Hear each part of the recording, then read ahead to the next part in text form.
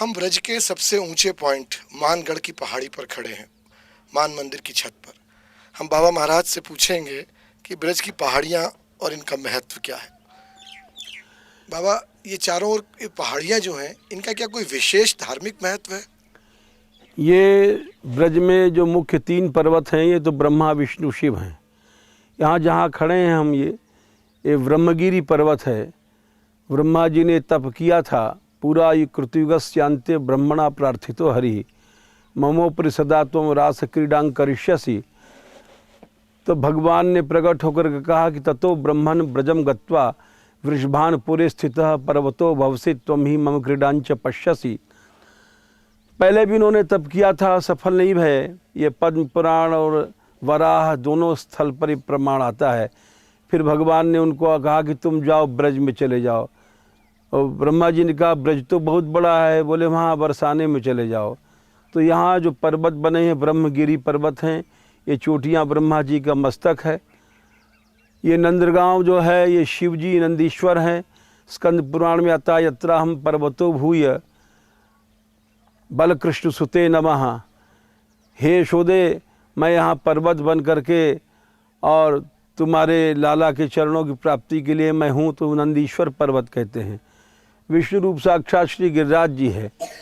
इसके अतिरिक्त जितने पर्वत हैं, ये सभी लीला स्थलियाँ हैं। जैसे ये सामने जो दिखाई पड़ रहा है, ये सखीगिरी पर्वत है। ऊंचे गांव से लेकर के ये सखीगिरी पर्वत यहाँ तक आता है। और इसमें बहुत से चिन्ह हैं। ब्याहुला मेहंदी, श्री जी के मेहंदी के चिन्ह है, जो 5000 वर्ष प्राचीन है, आज तक मिटा ही नहीं। उसके ऊपर दूध कटोरा है, उसके ऊपर पोखरी है। इस तरह से इस सखीगिरी में 20 या 30 चिन्ह हैं लीला स्थलियों के। और इसके बाद यहाँ से आगे चलते हैं तो ये अष्टकूट पर्वत है 8 सखियों के, जहाँ मैं बैठा था धरना दे करके। तो इस अष्टकूट पर्वत की मालाएं वहाँ तक जाती हैं, घाटे तक जाती हैं। ये 8 सखियों का पर्वत है। ये सामने जो दिखाई पड़ रहा है, ये सुवर्णाचल है। ये सुदेवी जी का पर्वत है। इसी तरह से सभी सखियों के पर्वत हैं। ये जो आगे है, ये रत्नगिरी पर्वत है, डभारा। यहाँ पर रत्नकुंड है, श्यामशिला हैं, बहुत से चिन्ह हैं। उसके आगे रंकाद्री पर्वत है, राकोली जो कि इंदुलेखा जी का है, उसको रंकाद्री कहते हैं। उसके बाद फिर आगे चल कर के साणराद्री शिखर है घाटे के पास, वो उसके कई नाम हैं। वैसे साणराद्री भी कहते हैं कि जैसे साण की सी आकृति उतरती है, वहाँ पर उस पर्वतमाला की है। इसी तरह से आगे चलते जाओ, पूरा रावेल हिल्स जितने भी हैं, ये महत्वपूर्ण लीला स्थलियाँ हैं। और विश्व के जितने भी पर्वत श्रेष्ठ हैं, उनको भगवान ने ब्रजवास दिया है। ये आदि बद्री के पास जितना क्षेत्र है, जैसे विंध्याचल को भगवान ने वहाँ निवास दिया है, गंधमादन को वहाँ निवास दिया है, त्रिकूट को दिया है, मैनाक को दिया है, रोहिताचल को दिया है, नर पर्वत, नारायण पर्वत, हिमालय के ये जितने पर्वत हैं, ये सब यहाँ ब्रज में वास करने के लिए तरसते थे। तो विश्व के श्रेष्ठ पुण्य पर्वतों को भगवान ने यहाँ पर निवास दिया। ये सभी बड़े महत्व के हैं और ये देवस्वरूप हैं, यहाँ पर ब्रजवास करने के लिए आए हैं। और इसीलिए आए थे कि हमारे ऊपर लीलाएं हो भगवान की। एक एक पर्वत पर एक अनेक लीलाएं हुई हैं, जिसका संक्षेप में वर्णन क्या किया जा सकता है। बाबा, इन पर्वतों को खतरा किससे है? इन पर्वतों को खतरा, ये जो जिसको माफिया कह लो या व्यापारी, जो भी जो शब्द हो, ये लोग हैं, इनको तोड़ते हैं। और ये तोड़ने का छोटी मोटी परमिशन ले लेते हैं कि हम डायनामाइट नहीं चलाएंगे, और फिर तोप डायनामाइट लगाते हैं। और ये परंपरा शुरू हुई थी पहले 50 वर्ष पहले। तो ये सखीगिरी जब टूटने लग गया, उस समय यूपी के चीफ मिनिस्टर थे संपूर्णानंद जी। उस समय यहाँ मैं नया नया आया था साधु बन करके, तो उनके पास मैं गया कि ये सखीगिरी पर्वत बंद होना चाहिए, क्योंकि उस समय हमको बुलवाया था, हरगुलाल जी थे यहाँ के ब्रज के प्रसिद्ध व्यक्ति, उन्होंने बात करने के लिए बुलवाया था मुख्यमंत्री जी से।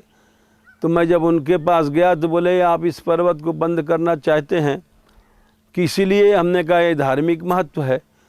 तो उनका आगे राज्य सत्ता तो धर्म नहीं मानती है। हमने कहा जनता को तो मानती है, यहाँ की जनता दुखी है, उनकी मान्यता तो जनता के लिए तो आप ही राज्य कर रहे हैं कि जनता को क्रश करने के लिए कर रहे हैं। खैर उन्होंने उस समय बंद कर दिया, लेकिन फिर भी उसके बाद भी चोरी से दिखाई पड़ रहा है, ये काफ़ी हिस्सा तोड़ दिया गया। इसी तरह से ये सुनहरा का जो पहाड़ है, ये छोटी मोटी परमिशन लेकर के, और ये यूपी का भी हिस्सा तोड़ दिया इन्होंने। इजाज़त लेते हैं थोड़ी दूर का और तोड़ते बहुत दूर दूर तक हैं, और पैसे के जोर से जितने अधिकारी अगर रिपोर्ट की जाए, जांच करने वाले आते हैं तो वो अपने अनुकूल लिखवा लेते हैं, और बाकी हम लोगों की कुछ चलती नहीं है। ये स्थिति है यहाँ पर। यदि अदालत भी कुछ जैसे स्टे लगवा दिया था मुख्यमंत्री ने, तो भी वो चोरी से चलता रहा, फिर हाई कोर्ट से स्टे लाए तब भी चलता रहा। यानी अभी तक इसका कोई परमानेंट कोई हल नहीं निकल पाया। चाहे वो कोर्ट से या छोटे मोटे हाई कोर्ट से करवा लीजिए, या कोई प्रशासन मुख्यमंत्री भी लगा दे, तो इन माफियाओं के आगे ना मुख्यमंत्री की चलती है ना हाई कोर्ट की चलती है। ये तो इनका एक समझिए कि अखंड रूप से कार्य चल रहा है। बाबा आमतौर पर तो संत अपने लिए आश्रम बनवाते हैं, मंदिर बनवाते हैं, पर आप कभी तो पहाड़ों के लिए लड़ते हैं, कभी वनों को बचाने के लिए लड़ते हैं, कभी कुंडों को बचाने के लिए लड़ते हैं। तो क्या आपको लगता है कि साधु के रूप में आपके लिए सब ठीक है करना? मैं समझता हूँ कि साधु बनने का एकमात्र उद्देश्य यही है कि हम साधन करें। साध धातु से साधु बनता है। साधना किस लिए? बोले संस्कृति को बचाने के लिए, परोपकार के लिए। यदि हम केवल अपने निहित स्वार्थों के लिए, आश्रम के लिए और कुटिया के लिए कार्य कर रहे हैं, तो हम तो ये अच्छा नहीं समझते हैं, और हम इसको एक विकृति मात्र समझते हैं कि हमारा 1000 गज का आश्रम है, इतना ही ब्रज है, इससे आगे चाहे आग लग जाए ब्रज में, चाहे कुछ भी हो जाए, हमें कोई तात्पर्य नहीं। कुंड नष्ट हो जाए, यमुना नष्ट हो जाए, पहाड़ नष्ट हो जाए, सारी ब्रजभूमि नष्ट हो जाए, बस हमारा इतना बड़ा आश्रम बचा रहे, बस इतना ही समझ करके जो बैठा है, तो उसको तो मैं अच्छा नहीं समझता हूँ। अच्छा तो वह है जब ये सांस्कृतिक स्थल नहीं रहेंगे तो संस्कृति नहीं रहेगी, और संस्कृति नहीं रहेगी तो तुम जिस नाम पर आश्रम बना रहे हो, जिस नाम पर पैसे कमा रहे हो, इसकी क्या सत्ता रहेगी? एक समझने की बात है। अब आजकल भागवत का बहुत जोर हो गया, देश में विदेशों में जगह जगह लोग भागवत करते हैं, और भागवत में वर्णन आता है भगवान की लीला स्थलियों का। पर ये भागवत करने वाले लीला स्थलियों की तरफ ध्यान क्यों नहीं देते? पैसा की ओर तो उनकी ओर ध्यान ही है।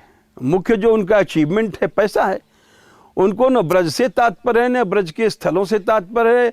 भले ही ब्रज में आग लग जाए, होता ही है कि हर साल कहीं ऐसी सी दुर्घटनाएं हो रही हैं, कुंड टूट रहे हैं, स्थल नष्ट हो रहे हैं, बड़े बड़े मूर्तियां तक गायब हो रही हैं। अभी नंदगांव में हाउ बुलाऊ कृष्ण समय की चली गई। सारा ब्रज नष्ट कर दो, सारे ब्रज को जला दो, लेकिन उनको पैसा दे दो, बस यही धर्म का केवल स्वरूप रह गया है। अच्छा, अब जमुना की भी निपटा लें यहीं पे, अगर इसी पोजीशन में नहीं। बाबा यमुना का शास्त्रों के अनुसार क्या महत्व है, खासकर कृष्ण भक्तों के लिए क्या महत्व है, और इसकी ऐसी दुर्दशा फिर क्यों हो गई? यमुना जी के बारे में लिखा है सनत कुमार संहिता में कि योयोर वक्त्र संजाता केली श्रम कणा शुभा अतः संजायते नूनम तटजा कापी चोत्तमा सर्वै गणै पेयस्त्वं प्रसीद कुरुष्व च इदमेव परम पुण्यम योयोर केलिजम जलम तस्यास्तद्वाक्यमाकर्ण्य सा चकार नदीम वराम। यो राधा माधव अपने नित्य धाम में विराज रहे थे, और उनके केली श्रम कर्ण से जो दिव्य उत्पन्न हुआ जल, सखी जनों ने प्रार्थना किया कि इसका एक नदी का रूप होना चाहिए। तो उन्होंने श्री जी ने यमुना नदी को उसका रूप दे दिया और इस तरह से यमुना जी का प्रादुर्भाव राधा माधव के विग्रह से होता है। यही बात यहाँ जहाँ यमुना जी का वर्णन आता है वो आता है कि ब्रजाधिराज नंदनाम बुदाघात चंद्रनानुलेप गंधवाहिनीम भवाब्धि बीज वाहिनीम जगत्त्रय यशस्विनीम लसत्सुधा पयस्विनीम भजे कलिंद नंदनीम दुरंत मोह वंजनीम वहंतिगाम श्रियाम हरेर मुदा कृपा स्वरूपिणीम अविशुद्ध भक्ति मुज्ज्वलाम परेर सात्मिक। ये यमुना जी साक्षात रसैक सीम राधिका पदाब्ज भक्ति साधका तदंग राग पिंजर प्रभाति पुंज मंजुलाम सरोचशात शोभिताम कृताम जनाधिगंजनाम। यहाँ तक कहा गया है कि ब्रजेंद्र सून राधिका हृदय पूर्ण मारण्य और महारसाब्धि पूर्यो रिवाति तीव्र वेगतः। ये राधा माधव के हृदय में जो प्रेम तत्व है वही साक्षात यमुना के रूप में बह रहा है। ये रसैक सीम राधिका निश्चित रूप से राधिका रानी के चरणों को प्राप्त कराने वाली हैं, केली कुंजों को प्रदाप करने वाली हैं, नित्य विहार देने वाली हैं, जो कुछ देने वाली हैं। श्री जी का स्वरूप यमुना जी किनारे तो उनको श्री जी कहा जाता है। इसलिए इनकी महिमा क्या कहा जाए, यही कहा जाएगा कि दोनों राधा और माधव के हृदय का साक्षात प्रेम ही जल रूप में प्रवाहित हो रहा है। फिर इसका ऐसा विनाश क्यों हो गया ब्रज में? ये तो प्रश्न यमुना जी के नहीं, सारे ब्रज को लोग विनाश करने में लगे हुए हैं। ब्रज में कौन सा स्थल है जिसका विनाश नहीं हो रहा है? उसमें यमुना जी भी हैं। ब्रज में कोई भी वन बाकी नहीं बचा, कोई पर्वत बाकी नहीं बचा, कोई भी नदी का किनारा बाकी नहीं बचा जहां दूषण नहीं भया हो।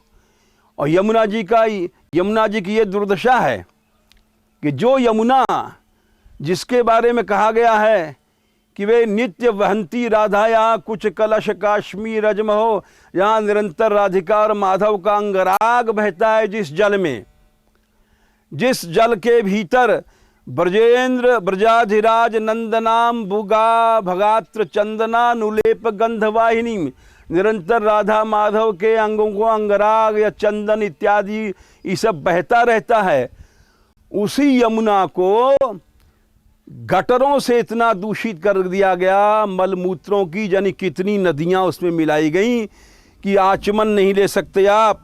गर्मियों में इतने कीड़े आते हैं कि कोई नहा नहीं सकता है, पानी भी नहीं है, घाटों से बहुत दूर है और वो इतना दूषित है, इतना गंदा है कि कोई व्यक्ति हाथ में उठाने के लिए भी तरस रहा है। इतना दूषण कि उसकी कल्पना नहीं की जा सकती। क्या किया जा सकता है इसको सुधारने के लिए? इसको सुधारने के लिए जब भारत स्वतंत्र हुआ था तो एक इंजीनियर थे मेघनाथ शाह, उन्होंने नेहरू जी से कहा था कि बड़े बड़े डैम की जगह जल में ही जल को गहरा करके वहीं पर विद्युत उत्पन्न किया जाए तो युद्ध काल में खतरा नहीं रहेगा। वो कुछ उनकी समझ में नहीं आया, लेकिन हमें वो बात ये समझ में इसलिए आ रही है कि भागवत में लिखा है, जो यमुना जी का रूप है, अगाध तोय हृदनी तटोर में फिर द्रवत पुरुष्या पुलनई समन्ततः। इतना जल था यमुना में, इसको हृदनी कहा गया है। हृद उसको कहते हैं जहाँ जल पाताल तक स्पर्श करता है, अगाध होता है। जैसे काली हृद, दावानल हृद, अनेक हृद थे यमुना में, तो इसीलिए कहा गया है अगाध तोय हृदनी तटोर में फिर द्रवत पुरुष्या पुलनई समन्ततः। जाने कितने हृद थे। नयत्र चंडांशुकरा विशोल बना भूव रसम शाद्वलितम च गृह्णते। उस यमुना के कारण इतनी नमी रहती थी ब्रजभूमि में आसपास कि इतनी सघन लताएं होती थी कि सूर्य की किरणें आकर के वहाँ का जल नमी का शोषण नहीं कर सकती थी, ऐसी नमी थी। और जहाँ गर्मी में भी कभी गर्मी नहीं लगती थी। यत्र जहाँ पर श्री कृष्ण और बलराम के रहने के कारण शरद काल सदा वातावरण रहता था। और यहाँ तक लिखा गया है सरित सरह प्रश्रवणोर वायुना कहा कहुआर कंजोत्पल कुंज हारणा। नयत्र जिस ब्रजभूमि में जाने कितनी नदियां थीं, जाने कितने सरोवर थे। एक ही नंदगांव में 56 कुंड थे, सरित सरह प्रस्रवण इतने झरने थे, और हर झरने में, हर सरोवर में कहवार, कंजोत, पल, रेणु, हारणा, अनेक प्रकार के कमल जो संध्या को खिलते हैं, जो रात्रि को खिलते हैं, जो दिन में खिलते हैं, इतने कमल थे कि उनकी वायु जब चलती थी सारे ब्रज में सुगंधी फैलती थी और कभी किसी को गर्मी नहीं लगती थी। वनौ गोसाम दव वहाँ पर नहीं था, इसलिए आज वो सारा सौंदर्य ब्रज का नष्ट हो गया। यमुना जी ही नष्ट हो गई। यमुना को आप पांव से चले जाइए, नाव की जरूरत नहीं है, गर्मियों में पार हो जाइएगा, कहीं भी पानी आपको नहीं मिलेगा, और मिलेगा तो इतना गंदा मिलेगा कि आप उसमें आचमन नहीं कर सकते। उसी तरह से जितने सरोवर हैं वे सब नष्ट किए गए, नष्ट हो गए। और इस कम से कम 1000 साल के बीच में, अभी जब पावन सरोवर खोदा गया था तो 1000 साल के बाद खुदाई भई है। दोनी कुंड है, 1000 साल से बिल्कुल उसमें पानी का नाम नहीं है। ये ब्रज की हालत है। या यमुना जी से क्या सारे सरोवर नष्ट कर दिए गए, यमुना पूरी नष्ट हो गई है, सारे पर्वत तोड़े जा रहे हैं, नष्ट किए जा रहे हैं। इसलिए खाली यमुना जी के बारे में क्या बताएं। और किसी के भीतर कान में, किसी के कान में जूं नहीं रेंग रही है। वृंदावन में इतने इतने बड़े संपन्न व्यक्ति हैं, संपन्न आश्रमधारी हैं, लेकिन हमें आश्चर्य लगता है कि जब मैंने पहाड़ पर धरना दिया था तो बड़े बड़े लोगों ने हमारे खिलाफ बयान दिए। सहयोग तो दूर रहा, हमारे प्रतिकूल चले वो लोग, क्योंकि वो सब माफियाओं के दास हैं, पैसों के दास हैं। हमारे पास खबर आई कि बाबा मर रहा है, उसको मर जाने दो। सहयोग क्या कोई देगा। यमुना जी के बारे में अभियान जो शुरू किया जाए तो कौन सा सहयोग देने वाला, कई व्यक्ति तैयार होंगे, आपको पता पड़ जाएगा। यही तो आज हम लोग संगठित हों तो हमारे वृंदावन में इतने लोग हैं, गवर्नमेंट की जरूरत नहीं है।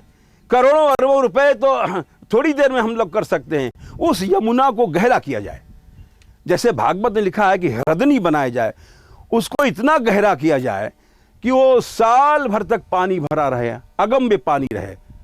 फिर जब वो साल भर तक पानी रहेगा फिर कोई गंदगी के प्रश्न ही नहीं।